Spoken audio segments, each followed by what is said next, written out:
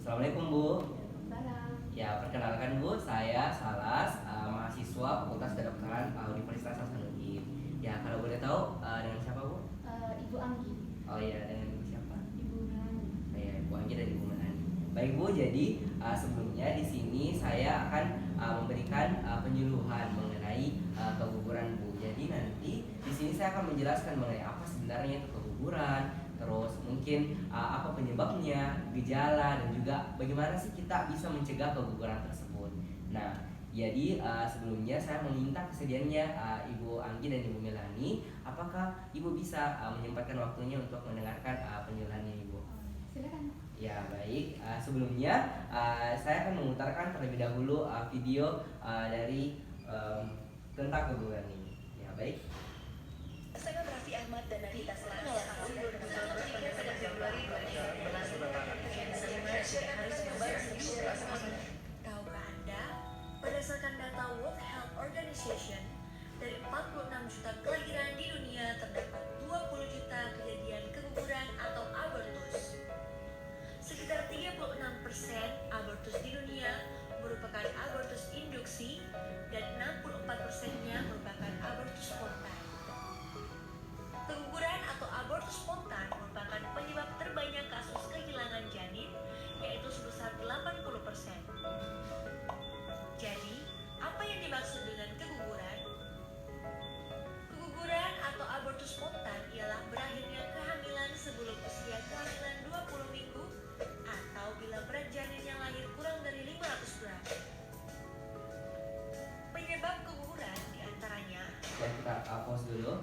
Baik, jadi tadi kita buka dengan kasus-kasus dari artis-artisnya. Kenapa? Karena kita mau menggambarkan bahwa keguguran ini memang seumum itu terjadi di antara kita semua. Ya, tidak memandang antara sosial, bagaimana kondisi kehidupannya orang-orang tersebut. Bahkan sampai selebriti seperti Ashanti dan Nagita Slavina tadi pernah mengalami keguguran. Ya, jadi tadi kita lihat bagaimana keadaannya bahwa di antara 46 juta kelahiran bayi, 20 juta diikuti oleh kasus keguguran.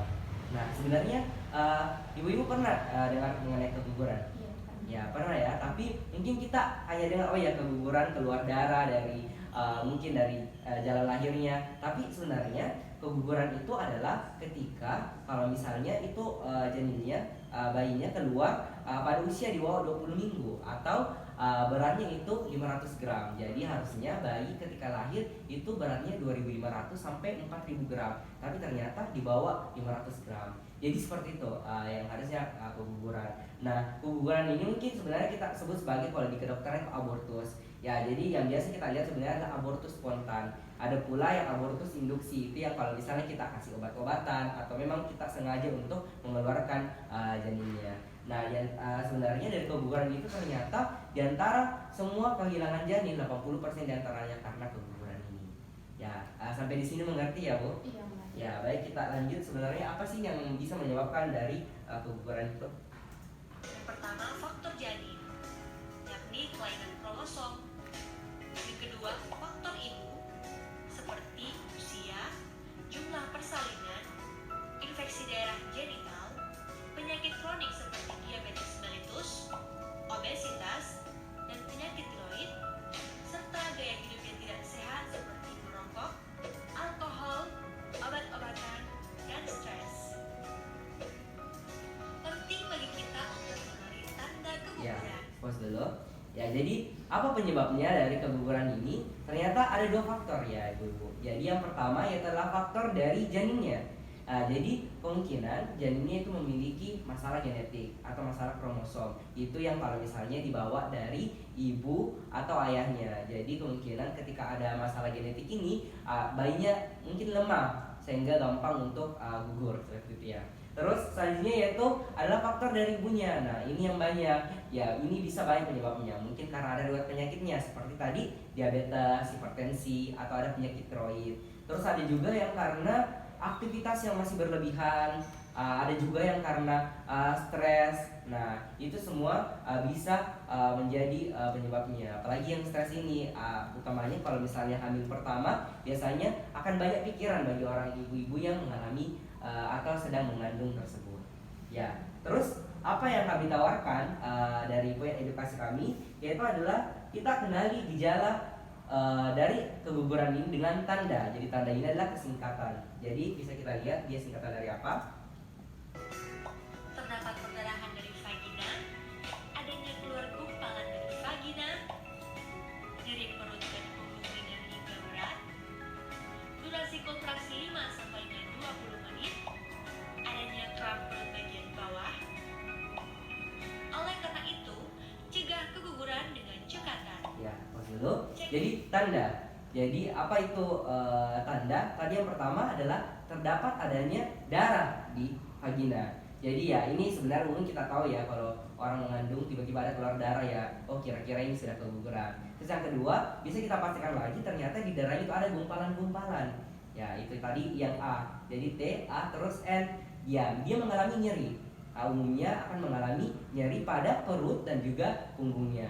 Terus D, dia mengalami juga perutnya itu kontraksi, jadi kayak berdenyut begitu ya. Jadi itu sekitar 5 sampai 20 menit. Terus yang terakhir yaitu mungkin kita akan mengalami adanya kram perutnya bagian bawah. Ya, jadi kira-kira seperti itu. Itu kita menggambarkan mengenai tandanya ini orang mengalami keguguran, disingkat dengan tanda. Ya, supaya lebih enak untuk kita hafalkan. Ya, terus bagaimana kita cegah? Yaitu dengan cekatan. Ya, cekatan ini juga singkatan. Atas tidak kendalikan stres, tidak lupa suplai gizi dan air mineral cukup, atur waktu istirahat yang cukup, dan hindari aktivitas berlebihan. Dan hindari asap rokok, alkohol, dan nafsa. Ayo, kenali tanda keguguran dan cegah dengan cekatan.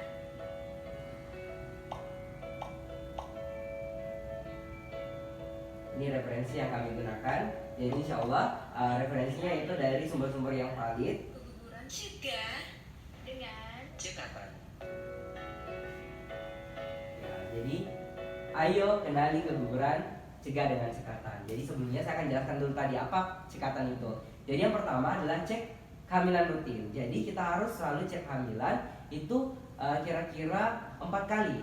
Itu ada rekomendasinya kita cek kehamilan itu pada trimester 1 satu kali, maksudnya 3 bulan pertama. Terus trimester 2 itu berarti 3 bulan berikutnya atau umur kira-kira 3 sampai 6 bulan gitu ya.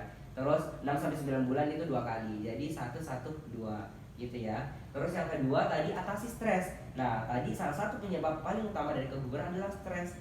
Ya, jadi sebisa mungkin ibu yang mengalami sedang mengandung ini bisa kendalikan stresnya dan juga bantuan emosional dari keluarga, suami dan kawan-kawannya.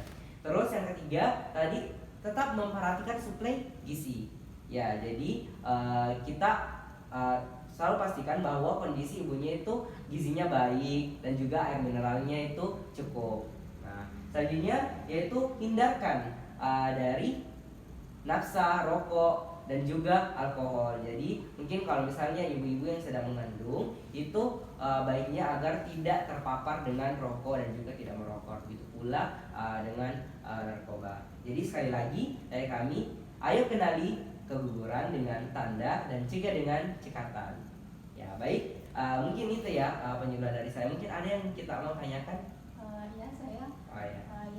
Baik Pak. Tadi kan Bapak sudah jelaskan mengenai tanda. Jadi sudah ada pendarahan dari vagina, terus nyeri yang dirasakan pada punggung dan perut. Iya, benar. Nah jadi kalau misalnya kami ketemu orang-orang yang sudah memenuhi kriteria tanda itu, jadi apa yang harus kita lakukan sebenarnya Pak? Ya baik, bagus sekali ya pertanyaannya Bu Anggi. Jadi mengenai kita sudah dapat nih gejalanya tanda, terus kita harus ngapain? Ya jadi kita dia ini kegugurannya adalah salah satu bentuk emergensi atau darurat. Jadi ketika kita dapatkan mungkin desktop mencil, cepat bawa ke bidan terdekat atau mungkin ke puskesmas terdekat. Nah kalau misalnya kita mungkin pada daerah-daerah yang mungkin lebih memungkinkan kita ke rumah sakit secepatnya. Karena keguguran ini tadi dia kan berdarah ya, keluar terus darahnya, kemungkinan bisa menyebabkan ibunya itu kekurangan darah. Nah bisa juga sebenarnya keguguran itu belum seluruhnya penuh atau hanya berdarah saja tapi janinnya tidak keluar. Nah itu ada juga ya kasusnya di kedokteran. Jadi ternyata janinnya masih bisa diselamatkan jika diberikan